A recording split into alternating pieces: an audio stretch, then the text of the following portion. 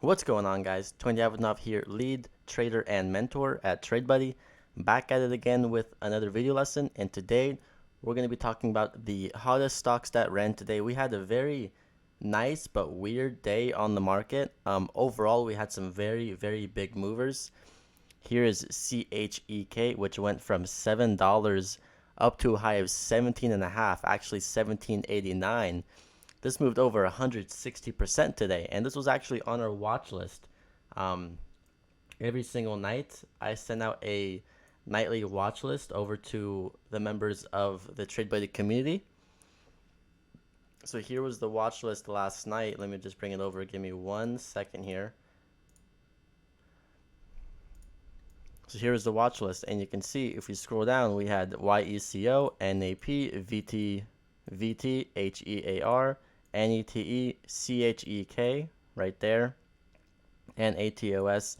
Most of these stocks had a nice move today, so it just goes to show how accurate our watch list has been and how repetitive the trades and patterns that we trade on the market are. So the reason why CHEK was on the watch list yesterday, let's just bring up the watch list real fast. Right here, CHEK held its gains all day. Monday's high of day was at $7.81. A breakout over that, and then $8 is the possibility of the beginning of a very large move. Held above the multi-day breakout all day, which happened at 681 and closed at 726, and after hours it was gapping up and trading at 764. So let's just go back a bit and look exactly at this price action yesterday, and let's just break down why was this such a good play.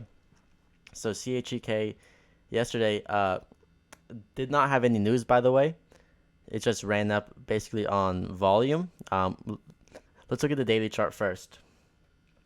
So you can see this is a pretty beat down stock. It has history of being all the way being valued as much as almost $50, and just a few days ago it was just at around $4. So yesterday we had this very nice multi-day breakout over $6.80. Let me double check that.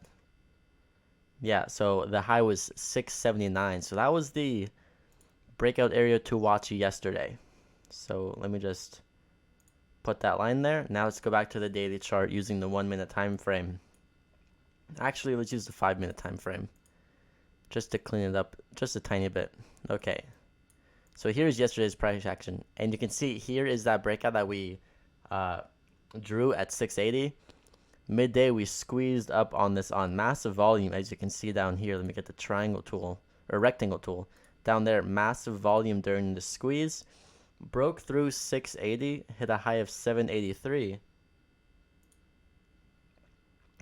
and then we held its gains all day. We held above VWAP, and we just consistently made higher lows all day, squeezing into the close. We had an obvious flat top at $7.34, and ultimately the flat top was at 7.5, with the high of day breakout, as I mentioned in the watch list, at 781. Now, one thing I was doing was using the 15-minute time frame just to really show how much of a squeeze this is in, how it's holding right up against VWAP, not breaking below, and it's just slowly building up and making pressure against that high of day breakout. So this would have been a very good swing trade, and this is really what you want to look for whenever you do swing trade. So swing trading, if you don't know, is essentially when you don't day trade. So you're holding a play for it at least overnight. You're swinging it from one day into the next.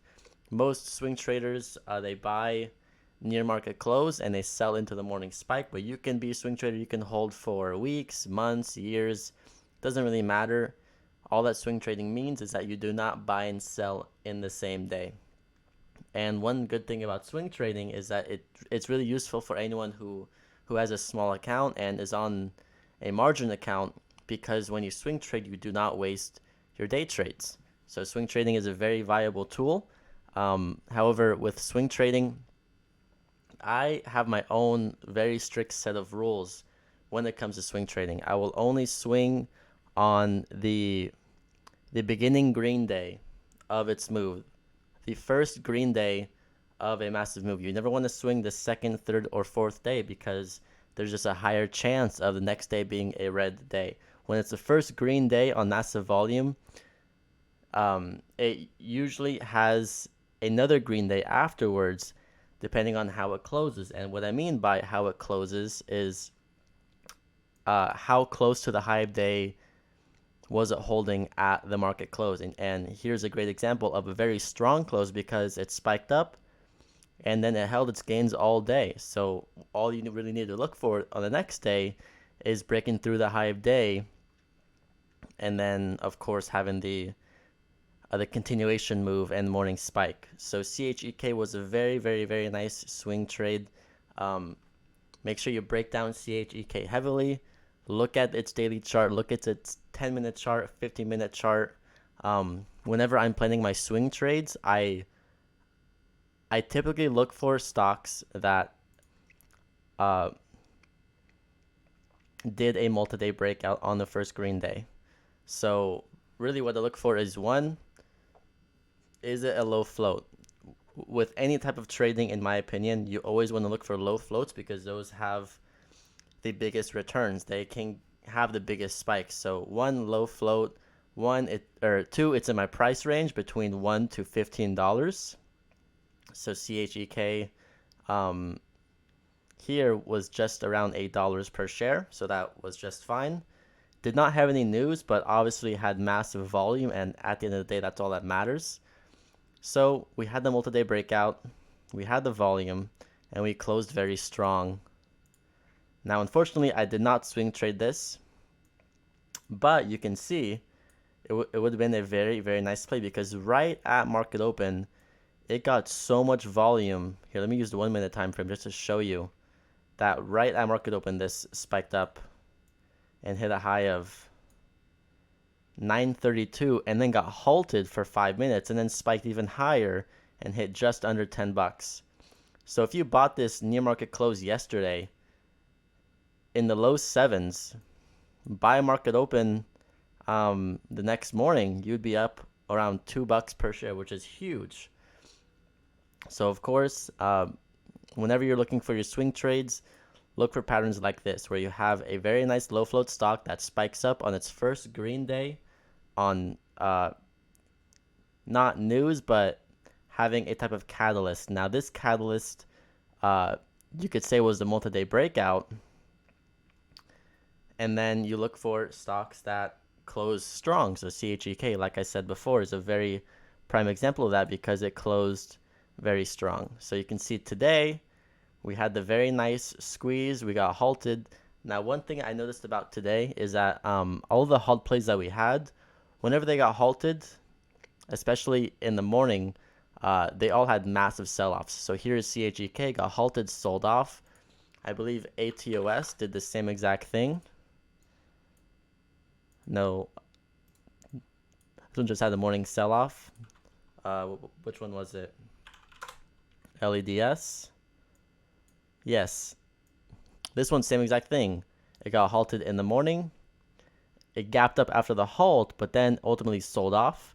And then on here too, after this halt, gapped up and then sold off. So it seems like after these halts, traders are not being too confident in having these plays run further, so they're taking their quick profits after the halt, ultimately bringing the stock down because they're becoming sellers. But one thing that I really do want to show you guys is right now it seems like the big moves this week will most likely be ones where you have a morning spike, you have a big sell-off, and then you have a recovery. So let me just go back to CHEK just to identify this. You can see CHEK had a big morning spike, got halted, sold off, seemed like it was pretty much dead all in this time, and then all of a sudden it spikes up and it gets some volume, and volume just grows more and more and more, and it just squeezes on up to the high of day, moves let's see, moves 20% in 7 minutes, and then gets halted right underneath the high of day, just under $10. Now, this was a pretty much the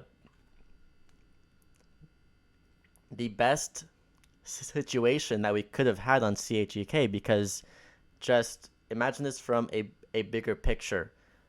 Anyone who is short on CHEK, let's say people were hopping on the short side right after the halt and using $10 as their stop, using the high of day as their stop. So you can imagine we have a ton of people who are short in this area who are holding it on the way down because, of course, it's a low float on no news. So they assume this is going to go back down to $4. They're going to have a pretty big risk level because they're expecting a huge reward. And they're going to say have their high of day stop at the nice round number of $10. So we sell off, we crash almost $2 per share. They're in a great position. You know, they're up probably thousands of dollars and they're not looking at the trade anymore. And then all of a sudden we squeeze on up. And then all this is moving because it's a short squeeze. We have buyers who are buying it up, and then people who were going short back during this halt, they're getting scared and they have to cover. When they cover, they buy back more shares, squeezing it higher, and it just snowballs. It gets so much volume that it gets halted right underneath high of day. So that means anyone who was short using that $10 level as their stop, well, they never reached their stop, so they're not out of the trade yet. And then they're halted. And then you can imagine after the halt, it gaps up through $10. It gaps up to $10.50. And then, of course, you can expect anyone who was short here, they have to cover and cut their losses. And it just squeezes up higher and higher and higher. And this just becomes a massive short squeeze, eventually hitting $18. So this was a very, very interesting play just because of how it got halted right under high of day. And me personally, I believe that's the entire reason why this had such a big squeeze, because if this did not get halted at high of day and took a bit longer to get halted, we could have probably seen a lot more people who were short be able to cut their losses at $10 and not have it squeeze them so hard. And then, of course, we had this massive wedge pattern that you could see easier on the 5-minute. There's that massive wedge pattern. We broke out of that wedge and we just squeezed on up higher on volume. Watch volume, watch the charts. Those are the main things. So that's the only stock I'm going to cover, guys. If you want to see more technical analysis like this, I'm in my live stream with my platinum students every single morning from 9 a.m. to 11 a.m. and usually even longer too, breaking down every single stock that ran in that day, breaking down all the psychology behind the trades, all the chart patterns, how to read the volume and all that stuff, going extremely in-depth, and it's all happening live. So if you stuck through this whole video, I'm assuming that you enjoy learning like this. I really recommend that you check out my 7-day free trial on my TradeBuddy Platinum live streams. You get access to my live stream trades where you can see my screens and get access to the TradeBuddy community chat room where you can join dozens and dozens of other traders who are on the same path of becoming profitable. So guys, don't forget, I started in the same exact place as you. When I was learning how to trade, I knew nothing about charts. I knew nothing about volume, knew nothing about trader psychology whatsoever. But the main difference about me and traders who failed is that I put in the time, I put in the work, and I put in the dedication to becoming successful. And now my job is to transfer that success onto you guys. So every single day I'm in the live stream answering everyone's questions, being as helpful as I can. So please invest in your future, invest in your education, and just take the free trial. It's free. If you don't like it, you can cancel within 7 days. And if you don't cancel within that time frame and you want a refund, I refund everyone. So take the stab, invest in your future, and I hope to see you guys in the chat room tomorrow. If you guys enjoyed this video, please leave a like, leave a subscription, leave a comment down below, and I'll see you guys tomorrow morning. Thank you all so much.